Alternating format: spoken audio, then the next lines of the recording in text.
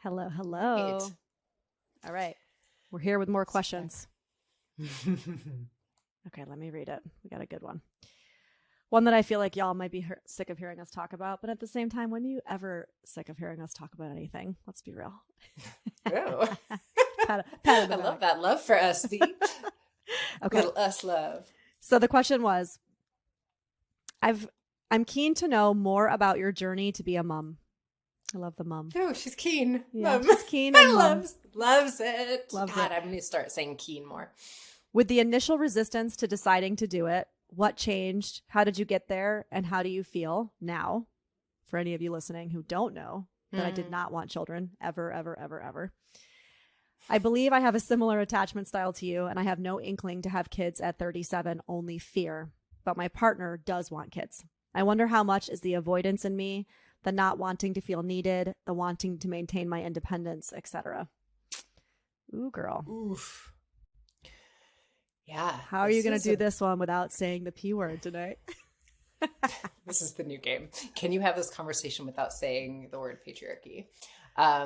Okay, so this one's loaded, and I think it's loaded for both of us because we both came from a similar experience of really not having that strong desire to be mothers. I was married for what, nine years before I had a kid.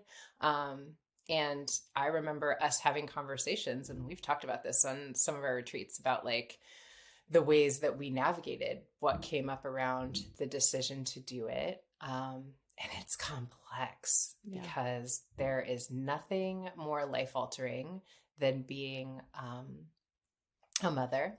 And here's what sucks, that I have to caveat what I'm about to say because it doesn't go without saying. And there's something within us as mothers that feels like we need to caveat this. But this is a conversation that we've had around the fact that I don't know a mother who sometimes doesn't say to herself, why did I do this? Mm-hmm. Big breath. Mm-hmm. And I love my child more than anything. And that's the caveat, right? Like that my child is the most magical, incredible, amazing gift to every part of my life, is just better because of this little being. And I think every mother has moments where she's just like, why did I do this to myself? Mm-hmm. Yeah. I just got in the car with you over the last weekend, and I remember coming out of the house and saying, I love my kid and I don't love mothering. I don't love parenting, not mothering. I don't love parenting. It's tedious. It's frustrating. It's all consuming. It's soul sucking. It's all of the things. Can I interrupt? Yeah. And ask, why did you sort of shift that from mothering versus parenting? Like, what is the distinction for you? You know, what's funny is I actually don't dislike mothering. So to me, probably because I'm a very mothering person in general. I've always been the mother. Mm-hmm. I'm the mother to everybody, all my friends, all my people. Now, caretaking, I don't love, and that's the shit that I've been working on for a lifetime and will always work on, the kind of over-functioning side of mothering, caretaking. But when I think in its essence of the term mothering, I think of nurturing.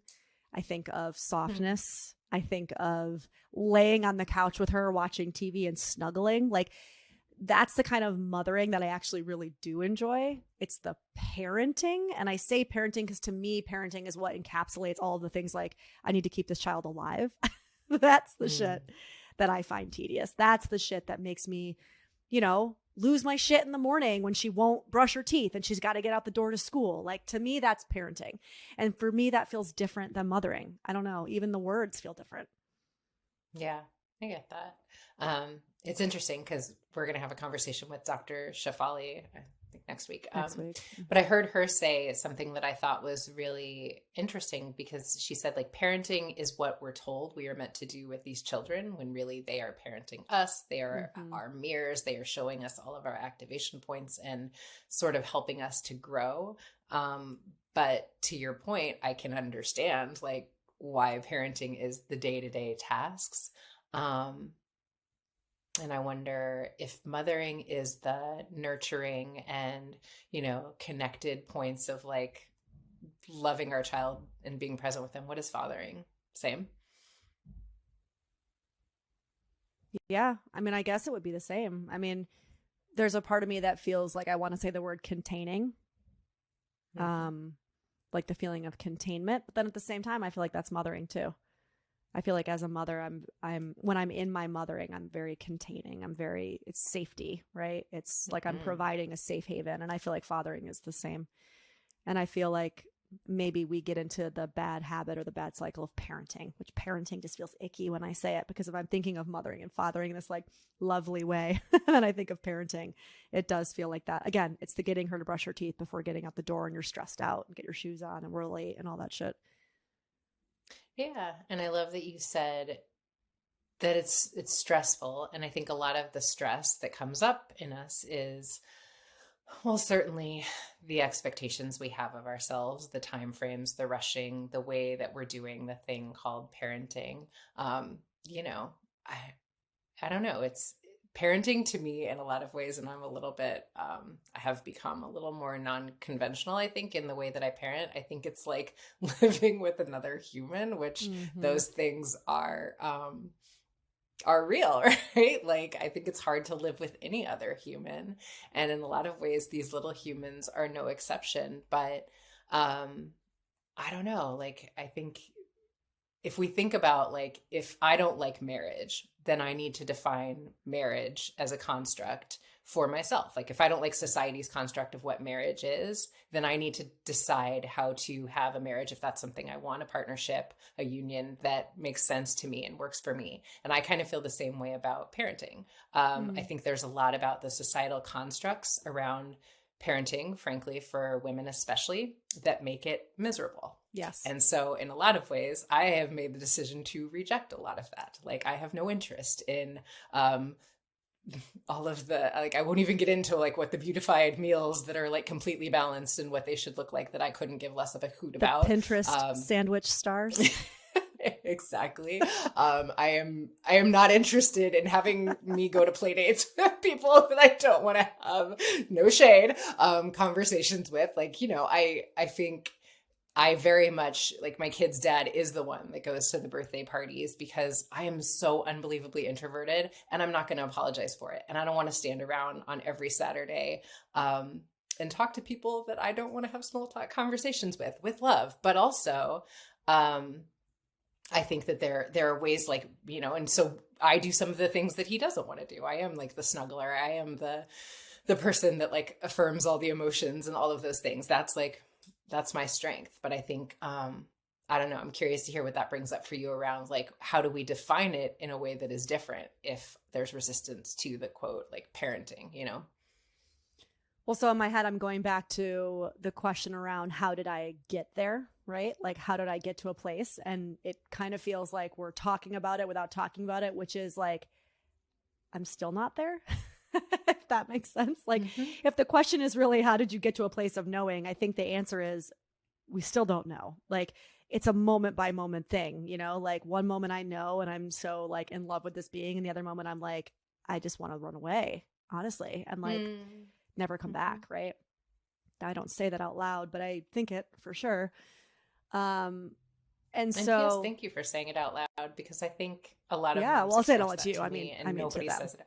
Well, yeah, but I mean, I think out loud in the post, it's important Right. that more women make that okay to say. It doesn't Yeah. mean that's what I'm going to do, but it's a feeling that I'm feeling, and I can feel really isolated in that experience. But I think you're right. I think that if mothering and parenting were honestly just better in this country, for lack of a fancy psychological term, if they were just fucking better, Mm. I think there wouldn't be so much ambivalence. I think right now, especially more than ever in any time in history, you have more women in their late 30s, mid to late 30s, that are like, do I really want to fucking do this? Because I'm looking around and nobody really seems happy. Like, it kind of seems a little miserable. And my friend, you would be right. There's a lot of misery that comes Mm. from it. And I don't want to sugarcoat it. Like, I keep saying, it's fucking hard. Like, John and I have jokingly said a million times, are we wimps? Are we just wimps? Why do we feel like we're the only ones that are ever talking about how fucking hard it is to parent? And nobody else seems to be having the same problems. And I'm like, they are. They're just not talking about it. And we're just super vocal about it, right? Now, listen, I know women. I really do know women that are just absolutely obsessed with their children and want to be with their children all the time and just love it, love it, love it, love it, love it. And it fills them up. Mazel. Like, I love those people. Totally. I am in awe. But I do believe, again, societally, we don't make parenting that fun. We don't make it that easy. We don't make it that enjoyable. It's really difficult. It's really expensive, right? Like, our capitalistic society, the way that we live, we're super isolated. We don't live in community anymore. There's so many ways that we make parenting hard and not enjoyable. And so, to go back to answering the question, it's not to say that we're sitting here bitching about being parents. We obviously love our children, but I think that you really need to get clear with your partner. And as I'm saying this a lot, I'm like, it's almost impossible to do this until you're actually in the trenches. Ooh, do I have a strong reaction to get clear with your partner? Get clear with yourself. Well, get clear with yourself for sure. But I'm saying, like, not get clear with them, like have a conversation with them. But I'm saying, like, do you know your partner? What kind of parent do you think that they're going to be? What kind of parent do they want to be? What kind of roles are you going to have in your dynamic? What kind of, because I know a lot of people that going into parenthood, by the way, were like, everything was super equal and both parties did all of the homework and all of this stuff. And suddenly you fall, like, almost unconsciously into these antiquated gender roles. And I know a lot of women that are like, wait a second. This was not the man, talking heteronormatively, that I married. Like, this is not how it was. And now suddenly it is. And what the fuck is going on? That's a thing.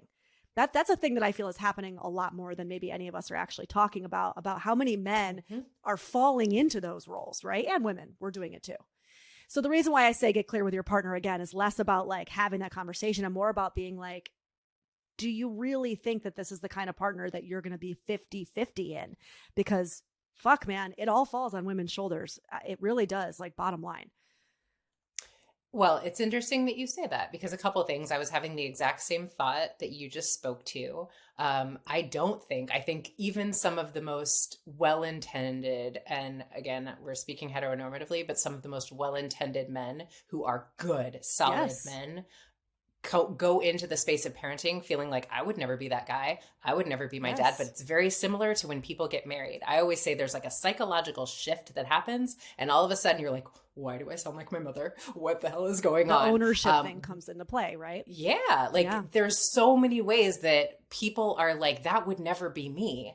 And then, or even like, I remember before I had a kid walking into people's homes and being like, oh my God, this child has like taken over your home. Like, put it somewhere, put it like in a place and like have a civilized life. Like, haha, Danae, that's hilarious, right? I think there's so many ways we cannot anticipate until we're in the level of internal shift that is going to happen. And so I guess that's why I'm pushing back a little bit on having the conversation with your partner, because I think that person with the best intentions may not realize the extent to which they are going to unconsciously fall into patterns, the ways that all of you or both of you are going to be overwhelmed and start to fall into your coping mechanisms, your survival mechanisms. But what I will say is you need to get in right relationship with yourself around why you want this for you, right? Yes. I came to a point of realizing, and it's weird, when I got pregnant the first time and I had a miscarriage, but there was something in me, and this was like an intuitive hit, V, where I was like,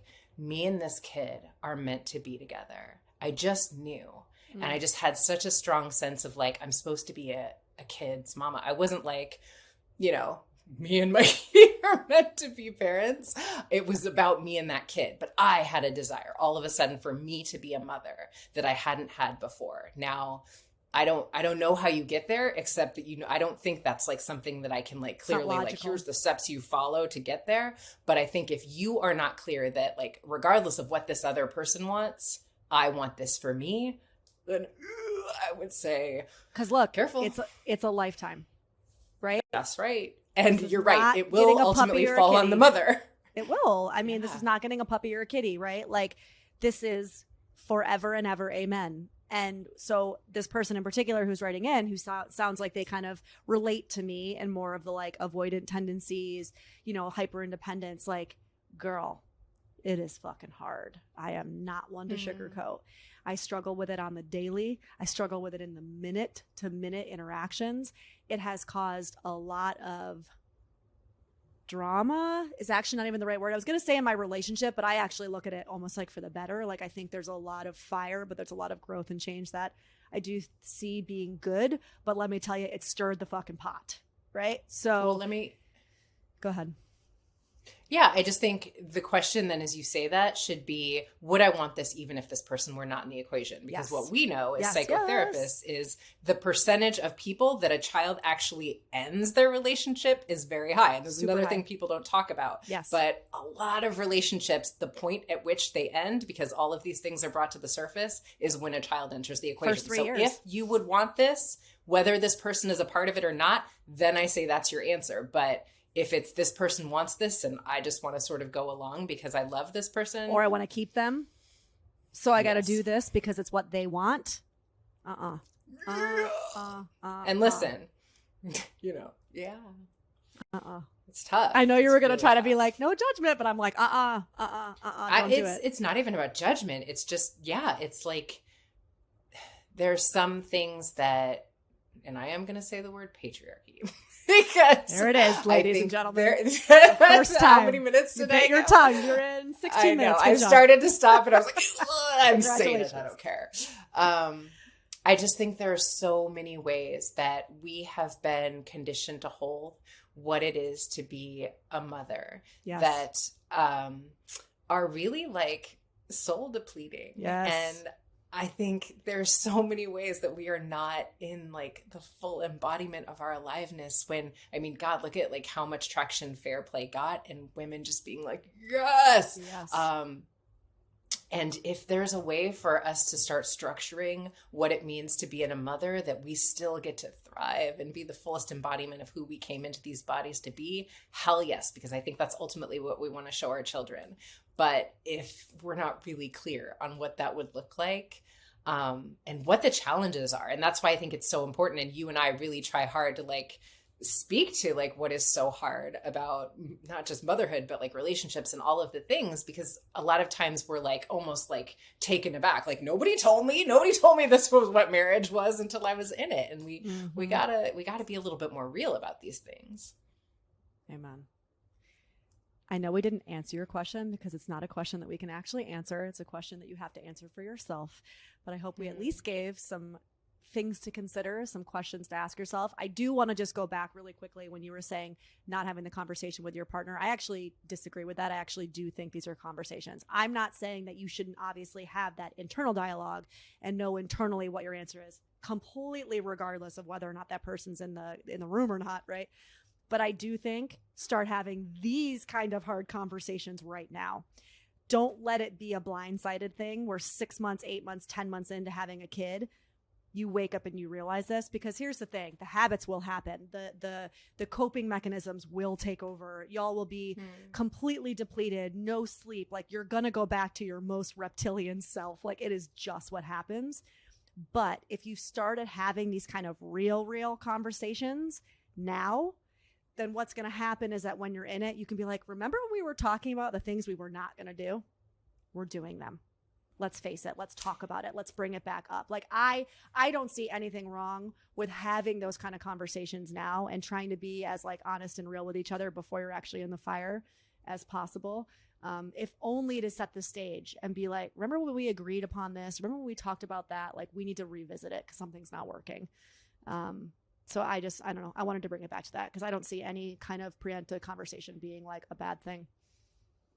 No, and yes and, right? So the yes and for me is, end of the day, the only person I get to be accountable for is myself. So 100%. You can revisit that conversation once you have the kids, but if your partner's still doing the thing, of course, we got a kid, right? But also I think, and something we've talked about is whatever the things about your partner are that are really challenging for you before you have this kid, please know those things will be amplified. Those things will be, they're not going away. Oh my God, so much more irritating when they're also the child. And this is a whole other conversation about the ways that we as women start to parent our partners in hetero dynamics.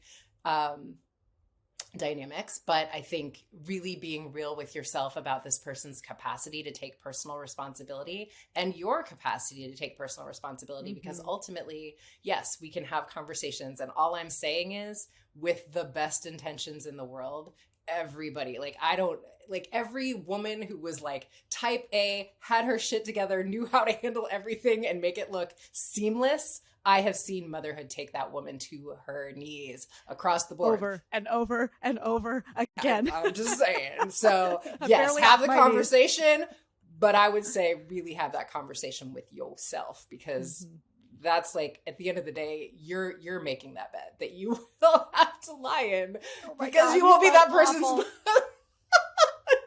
You're and making listen, we love our children. Lie in it. You lie in that bed. You sound horrible. We love our kids. We swear.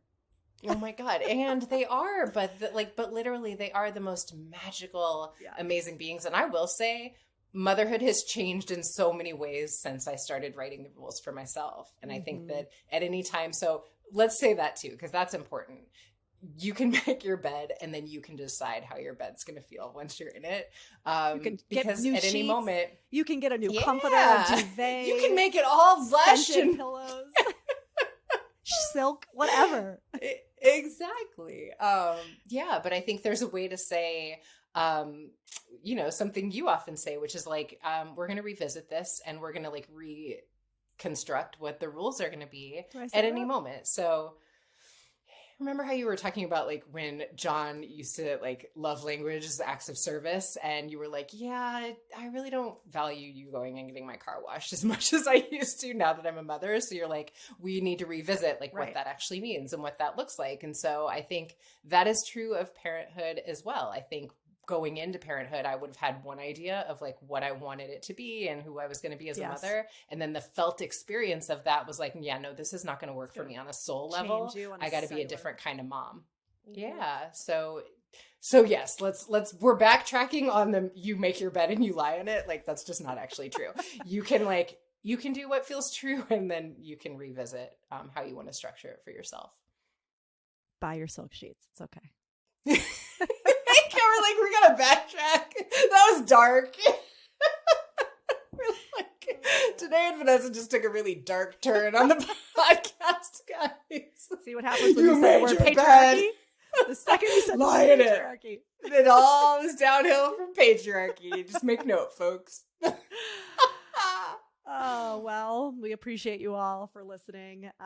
Make sure if you have any questions for us, you DM us, or you can shoot us an email, cheaperthantherapythepod@gmail.com. And Danae and I are going to get better at doing a little series of these Q&As, because I think it's really helpful for you all. And give us feedback, right? Let us know. Is this helpful for you? Do you want to see more of these? We're always open to your thoughts. Love it.